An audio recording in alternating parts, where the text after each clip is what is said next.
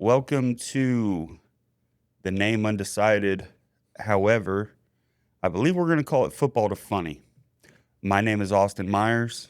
I am a stand up comedian, but I've also kind of dabbled in some things that I didn't really necessarily know that I wanted to do. I've learned that as much as I love stand up comedy and that I'm pretty decent at that, I'm a much better conversationalist. I love having guests I can talk. I've never met a stranger. So, what this podcast is based on is that it's going to be based on everything. Sometimes I'm going to have athletes on. Sometimes I'm going to have fighters on. Sometimes I'm going to have retired athletes, retired fighters on, um, and retired military guys. Sometimes it might just be me because just to tell y'all what I got going on in my life. Um, you know, this is something that I've been talking about doing for years and something that I'm very passionate about because I know there's a million podcasts out there in the world, but what's one more? Somebody's going to have to replace some of these guys when they decide to hang up the gloves and they want to just go do their thing. Why not me? So I'm just here to only spread positive light. I'm going to bring a lot of different kind of guests on that are going to be very funny. Um, I plan on having my mom on at some point, which that's going to be fucking wild. And they said I'm allowed to cuss. So, and I just think that there can be more things. And I found this place called the Free Podcast Center around the corner from my house, and it's not free, but at the same time, it's they host a thing that is very in tune with my beliefs, where they say freedom of speech is allowed, and I think that's very important in this day and age right now. So I um, I reached out to them, and they've been very kind to me, and we're gonna do a podcast from their studio. And I plan on doing it maybe weekly or bi-weekly. I don't really know yet. Um, but and I do want y'all's opinion. Do you want it to be called From Football to Funny? Because my other idea is you might not like this, but I also feel like that gives off the wrong premise. So let me know what you think. Comment on it. Tag me, at me. I don't care what you do. And at the end of the day, I'm gonna do what I want to do. So yeah, this is something that I've been working towards for a long time. I've been talking about this for years. My wife told me, she said, Austin, you've been talking about this for years. Just go do it and shut up about it. And I'm like, all right, cool. That was the most support that I could have gotten at that moment in time. So I think I think y'all are really gonna enjoy this.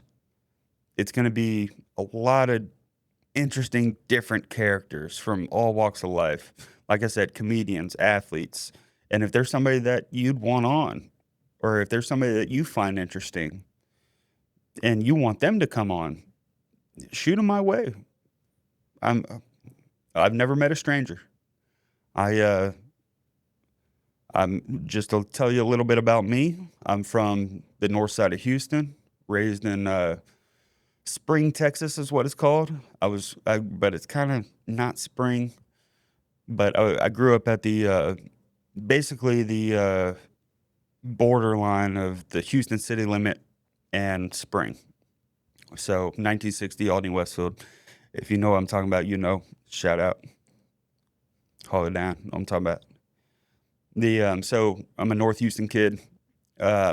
We're definitely I was on the east side of 45, not that Klein bullshit that people are talking about. Okay, like the real Spring. So I grew up over there. Um, And then for about 17, 18 years, I played football. Football was my identity for a long time. And I had a real struggle when I retired from football about 5 years ago with who I was. And now there's a thing that happened where me and my buddy, who's going to be a guest on the show, um, we had like banter on the sideline. So the banter on the sideline, we noticed that we were making the people in the stands laugh as the stands used to pack in. And when the stands packed in, we were like, "Oh, okay." And him and I pregame were just riffing on each other, and people were laughing. And we were like, "Oh, there might be something to this." And so all of a sudden, we don't talk for about 7 or 8 years. I figure out he's doing stand-up comedy and I'm doing stand-up comedy. And then he put me on, then I put him on, and that's how it works in the stand-up comedy game. Sorry, I had to burp. Um, so leave it in. The but we were I mean, we just started talking shit to each other. That's really all it is. That's really all comedy is talking shit and being like, "Hey, like, yeah, we're all the same. However, our brain works different than yours. And all we want to do is be funny all the time. But that's the only goal. That's the reason for podcasts. That's the reason for if if I have I mean, God forbid a politician in here that's going to be serious with me. I don't know what to do with that because all I'm going to want to do is make fun of it. So I'm going to have some of the funniest people that y'all don't know on this show. So I think we're going to have a lot of success doing this. And not only that, with it being right down the road from the house, I mean, it's a great area. There's a lot of celebrities that come through here, and maybe I can nab some of them, and maybe I won't, and that's okay too. But all I'm here to do is have a good time, spread more joy, because I don't think there's enough joy going around right now, and that's really all I want to do is just kind of do something that I want to do, and the only person that I really have to answer to right now is God, my wife, and my producer Mike. It's a good intro for me, I guess. Hey, so yeah, I'm Mike. Yeah, thanks for coming in. You do seem like such a genuine, friendly guy. Do you think that's like harder to be a comedian, not being like depressed and angry and stuff like that? Yeah, yeah, it is because I am self-deprecating. I mean, there's nothing that you can tell me, Mike, that I haven't said twice in the mirror. Like I don't like it is harder. Like some of the funniest comedians in the world are the most angriest, Exactly. and I'm not an angry guy because, and a lot of that is a lot of that is several factors. It's egotistical. It's something that they they struggle with internally, and they might have some kind of I don't know, some kind of problem, some kind of addiction, and I don't I don't have any of those things. I mean, don't get me wrong. I can drink like a fish if you want me to, but Mhm. does that answer your question? No, it does, and I can definitely see how it's a different thing than most comedians because I feel like they're just angry at the world and stuff like that. So you have a good different viewpoint on it. Because yeah, I think we do need more positivity in the world. And I keep hearing you say, what are you saying? I've never met a stranger. Mm-mm. That's an interesting topic. So like you're just friends with everyone you meet? Yeah, I've never met a stranger. I mean, the I will talk to you like I've known you for 10 years. Hmm. And if you burn me, then trust me, I mean, don't get me wrong. I'm still a motherfucker at the end of the day. But I if you burn me, then I just I just won't talk to you anymore. But I'm not gonna. When I was a young man, when I was probably in my early 20s, mid 20s, I'd come after you. I'd come at your neck. Hmm. And like now, I'm like in my close to mid 30. I'll be 32 this year. So basically, I'm like, that just seems like a lot right now. I'm tired. I haven't stretched. What, like, Your back hurts. my back hurts. I'm like, do I really want to ice my hands today? So you said you did like a new off camera before we started talking. You did like a new rebrand, and you were like a middle linebacker or fullback or something. You were saying, right? Yeah, I played semi-pro football for 7 years. Wow. I was very fortunate to be able to play that long. I was very lucky. I played fullback, middle linebacker, was fortunate enough to be defensive player of the year in that league, Wow. most valuable player in that league, won 2 national title rings, big fucking stupid paperweights that my kids will inherit and think they're real diamonds. No, that's cool. That's impressive. 7 years playing like professional football, like that doesn't happen. What's the average age? Like the average career in the NFL or any professional? Average age or average tenure is usually like 4 years. Yeah. And I played played with and against like former NFL guys, but I was never in the NFL. I'm not going to claim that title. Whatever happened to the XFL? You remember that? They got bought out. Oh, really? Yeah, they got bought out by the UFL. Oh, okay. Is that still happening? Yeah, UFL? that's Okay. still going. Is that what you were in, or are you comfortable with saying what you were in? So I played for, this was before the XFL and UFL got fired back up. So the United Football League actually used to be overseas. You had to go to Europe to be in the UFL. And then the XFL was what Vince McMahon started in the early 2000s. If and anybody that's hearing this, correct me if I'm wrong. But he started that in the early 2000s because he wanted it to be like a pro wrestling heel type thing, and kind of like create like a like the Stone Colds and the Hulk Hogan's in football. Yeah. And I'm like, nah, that's never gonna work. And it didn't.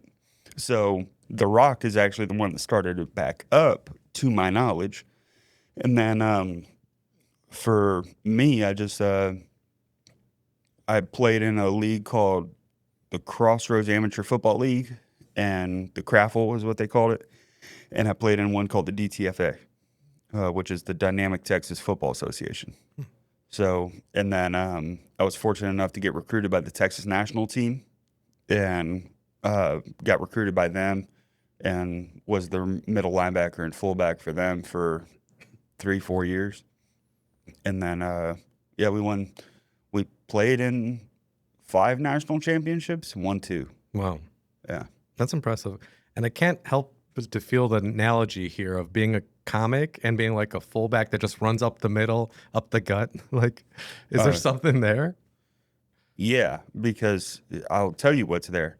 Concussions. They fuck you up, and sometimes they make you funny. Yeah, you got to be a little weird to be a comedian, right? A little bit different. Yeah, I mean, I also grew up very different. Growing up differently, the way I could explain it is that I grew up in an East Coast household in Houston. So my mom's from Maryland.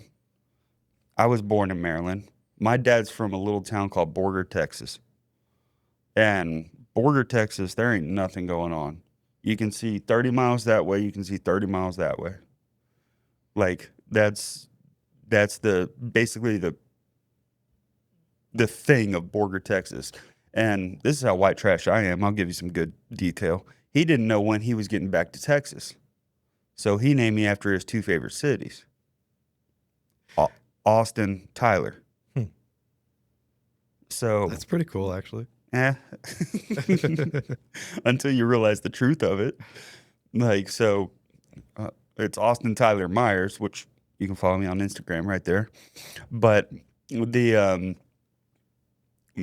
my mom wanted me to be Austin Taylor, but my mom had she talks like this. She's like, Austin, you come take out the trash before I rip you a new asshole, but you like that, huh, faggot? Like, that's my mom in a nutshell.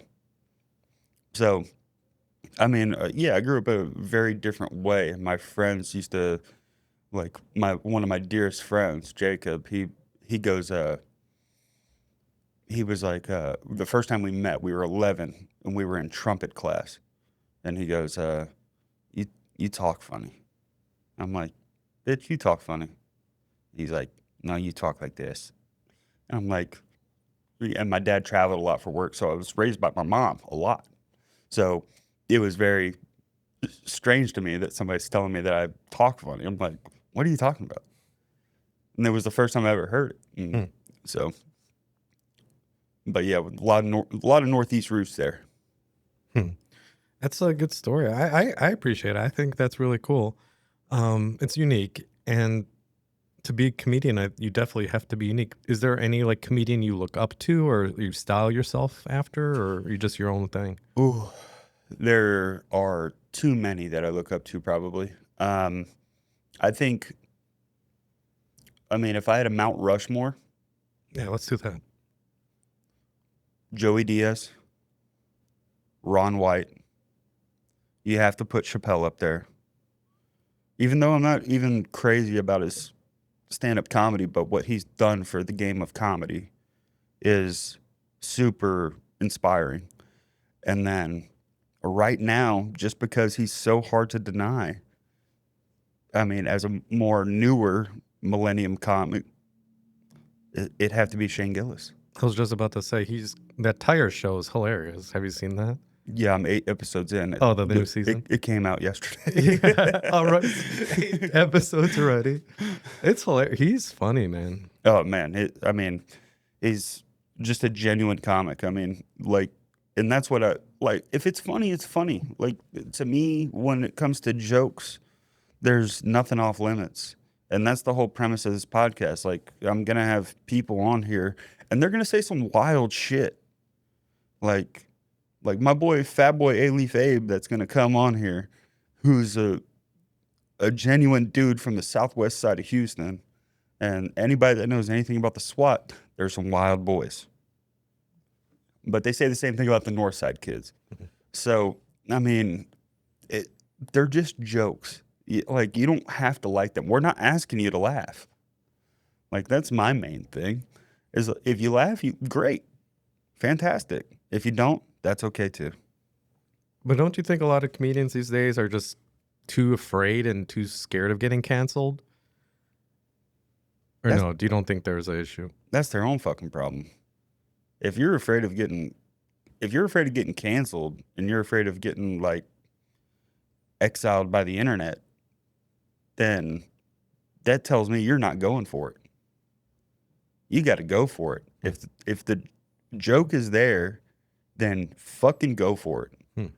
And if people don't like it, fuck them. Like, I mean, I don't care about any of that shit. Like what are they gonna do? They're gonna fight me?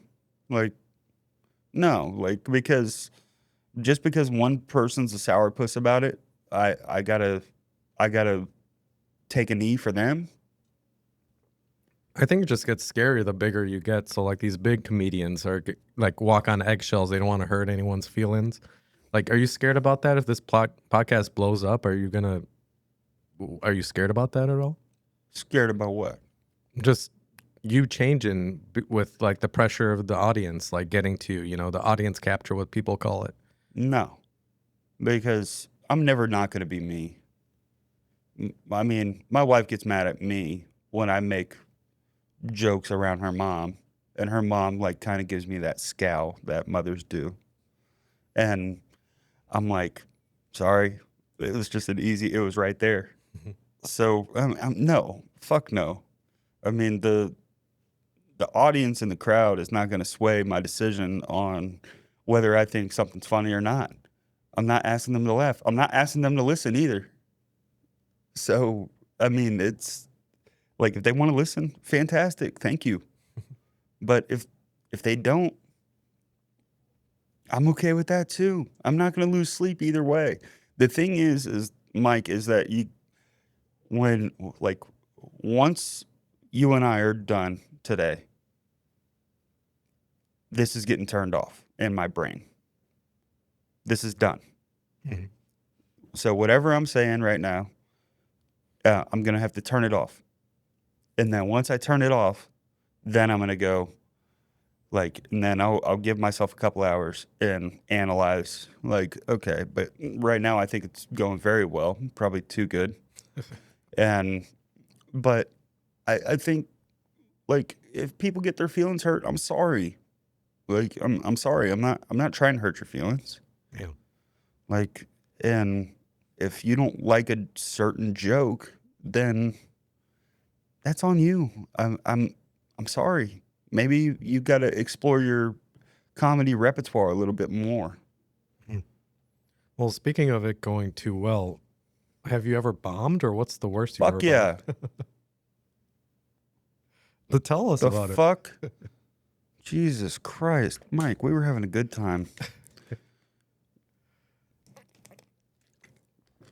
No, the first time I ever fucking did stand up, I went up at about 1:30 in the morning at the Secret Group off of Polk Street.